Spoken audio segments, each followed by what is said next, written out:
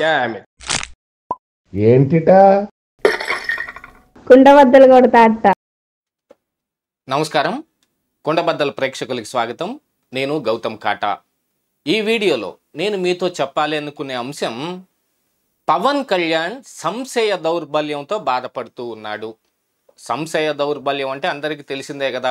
ఏదైనా ఒక నిర్ణయం తీసుకోవటంలో మల్ల గుల్లాలు పడిపోవటం, ఏది తీసుకోవాలి, అటు వెళ్ళాలా ఇటు వెళ్ళాలా, ఇది చెయ్యాలా అది చెయ్యాలా, ఒక పెద్ద కన్ఫ్యూషనే ఉంటుంది మైండ్లో. అందుకని నేను మొన్న పవన్ కళ్యాణ్ ఒక కన్ఫ్యూషన్ బ్రాండ్ అంబాసిడర్ అని నేను మీకు ఒక వీడియో పెట్టాను. సరే, పవన్ కళ్యాణ్కి ఇప్పుడు ఏంటిది, నిజంగా కన్ఫ్యూషన్ అయినా లేకపోతే కన్నింగ్ ఏమన్నా ఉందా అని కూడా ఆలోచించుకోవాలి. యాక్చువల్గా పవన్ కళ్యాణ్కి కన్నింగ్ అనే మాటను మాత్రం ఆపాదించలేం. అది ఆయన అంతగా దాన్ని పట్టించుకునేవాడు కూడా కాదు.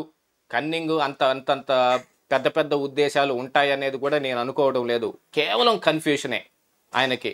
దీని మీదే శ్రీశ్రీ కూడా ఒక మంచి గేయం ఒకటి రాశాడు, మహాప్రస్థానంలో ఉంటుంది, సంధ్యా సమస్యలు అని. ఆ సాయంత్రం రాక్సీలో నార్మా షేరర్, బ్రాడ్వేలో కాంచనమాల, ఎటుకేగొటియో సమస్య తగిలిందొక విద్యార్థికి.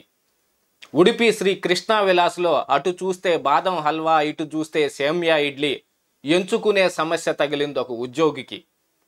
ఆ సాయంత్రం అటు చూస్తే అప్పుల వాళ్ళు, ఇటు చూస్తే బిడ్డల ఆకలి, ఉరిపోసుకు చావడమా సముద్రంలో పడిపోవడమా సమస్య ఘనీభవించింది ఒక నిరుద్యోగికి.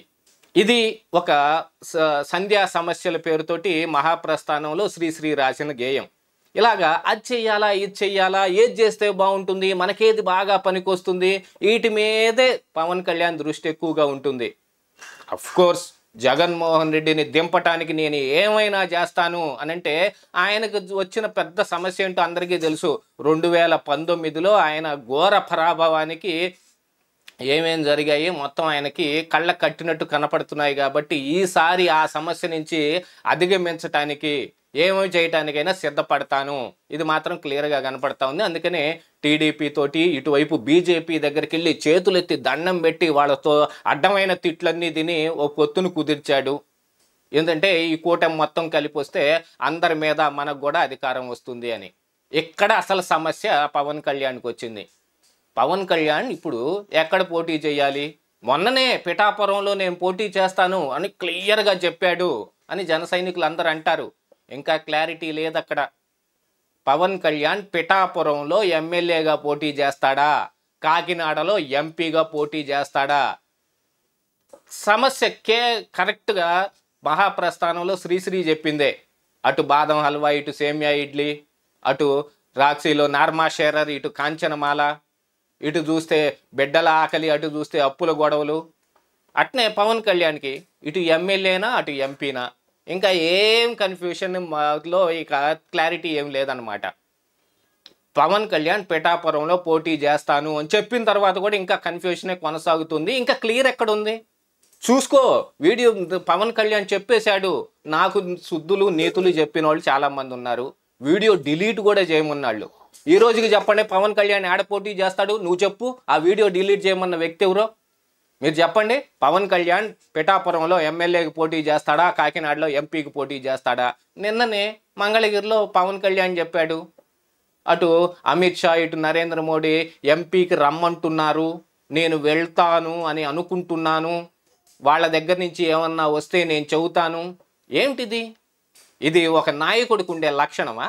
ఎక్కడ పోటీ చేస్తామో కూడా మనకే తెలియదు అని అనుకుంటే ఇంకా ఆ పార్టీ ఏం బాగుపడుతుంది చెప్పండి.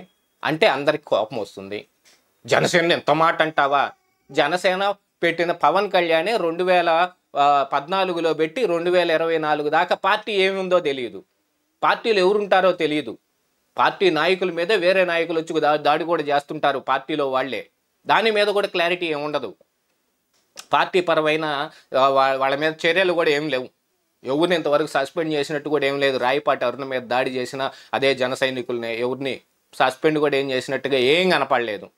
ఇంకా అదేమంటే రాయపాటి అరుణ నువ్వు చట్టపరమైన చర్యలు తీసుకో, అది చాలా ఈజీ కదా. పవన్ కళ్యాణ్ ఏం చేసే పని లేదు దానికి. పోలీసులు ఏం చేస్తే అదే జరిగిపోతుంది. కాబట్టి అసలు పవన్ కళ్యాణ్ ఇప్పుడు అసలు సమస్య ఏమిటి అని ఒకసారి మనం చర్చించుకుంటే, పవన్ కళ్యాణ్ చంద్రబాబు నాయుడు కింద పనిచేయడానికి ఇష్టపడటం లేదు. ఇది క్లియర్గా కనపడతా ఉంది. ఇందులో మరొక కన్ఫ్యూషను, ఒకవేళ ఇష్టపడకపోతే ఇక్కడ ఎమ్మెల్యేగా పోటీ చేసి గెలిచి మంత్రి పదవి తీసుకొని ఈ చంద్రబాబు నాయుడు కిందే కదా పనిచేయాలి. సీఎం చంద్రబాబు నాయుడు ఆ సీఎం విషయంలో పెద్ద కన్ఫ్యూషన్ క్రియేట్ చేయబోయారు. 2.5 సంవత్సరాలు నాకు చెప్పకుండానే లోకేష్ అనౌన్స్ చేసినా నేనేమనుకోలేదు. ఏమనుకోనోడు ఎవడు బయటకు చెప్పడు, ఏమన్నా అనుకునేవాడు మాత్రమే బయటకు చెబుతాడు. ఈ విషయం మాత్రం క్లియరు.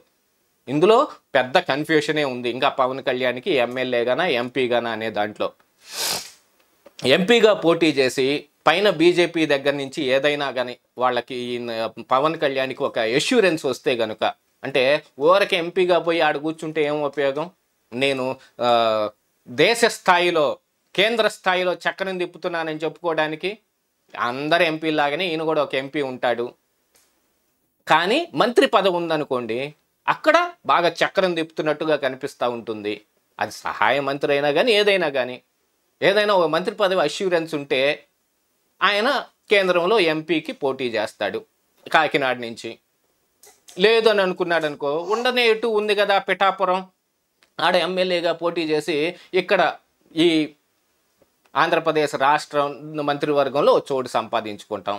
ఏది ఆంధ్రప్రదేశ్ రాష్ట్రంలో మంత్రే లేకపోతే కేంద్రంలో మంత్రే? కేంద్రంలో మంత్రి అంటే చంద్రబాబు కంటే ఇంకా టాప్లో ఉంటాం మనం. కానీ అష్యూరెన్స్ దొరకటం లేదు. అక్కడి నుంచి పోటీ చేయమని చెబుతున్నారు కానీ మంత్రి పదవి ఇస్తారో ఎవరో చెప్పడం లేదు. అక్కడే కన్ఫ్యూషన్ వస్తుంది.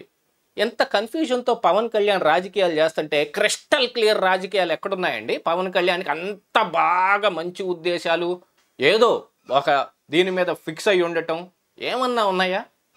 ఒక యాత్ర చేస్తానని చెబుతాడు, ఆ యాత్రని కంప్లీట్ చేయడు. సుమోలు కొంటున్నారంటారు, కార్లు కొంటున్నారు, క్యాన్వాయ్ అబ్బా అదిరిపోయింది, సోషల్ మీడియా నిండా వీడియోలు ఫోటోలు. వారాహి దగ్గర పెద్ద కన్ఫ్యూషను. ఆ మిలిటరీ టైప్ ఆఫ్ డోమ్ ఉన్న ఆ వ్యాన్ ఎందుకు సిద్ధం చేసుకున్నారో తెలియదు, అది వేసుకుని ఎక్కడికి తిరిగాడో తెలియదు. అసలు 19 ఎన్నికలప్పుడు కూడా ఏం చేయాలో తెలియక ఒంటరిగా పోటీ చేశాడు. ఒంటరిగా అంటే ఆయన ఇంకో చిన్న పార్టీలతోటి ఆయన పొత్తు పెట్టుకున్నాడే, కానీ బీజేపీయో టీడీపీయో వైసీపీయో పెద్దది ఇది ఏం లేదు కదా. యాక్చువల్గా బీజేపీ కూడా పెద్దదేం కాదు, కానీ కేంద్రంలో ఒక అధికారంలోకి వచ్చే అవకాశం ఉంది కదా, అందుకనే ఆ రోజు బీజేపీతో కూడా లేదు.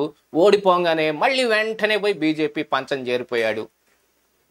ఇంత పెద్ద కన్ఫ్యూషన్ తోటి ఇంకా పిఠాపురంలో పోటీ చేస్తానా కాకినాడలో పోటీ చేస్తానా అనే దాని దగ్గరే క్లారిటీ లేకపోతే ఇక మిగతా వాళ్ళకి సీట్ల అలాట్మెంట్లో ఏం క్లారిటీ వస్తుంది? వాళ్ళందరూ కలిసి ఎలా పనిచేయగలుగుతారు?